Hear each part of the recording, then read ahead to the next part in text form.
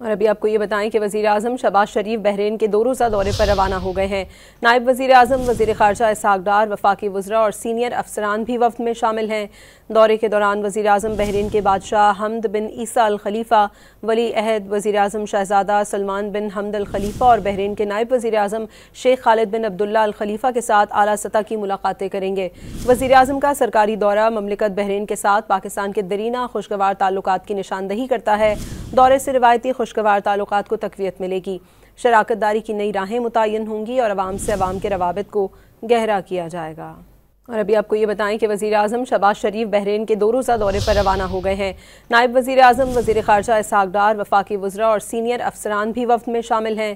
دورے کے دوران وزیر اعظم بحرین کے بادشاہ حمد بن عیسیٰ الخلیفہ، ولی عہد وزیر اعظم شہزادہ سلمان بن حمد الخلیفہ اور بحرین کے نائب وزیر اعظم شیخ خالد بن عبداللہ الخلیفہ کے ساتھ اعلیٰ سطح کی ملاقاتیں کریں گے۔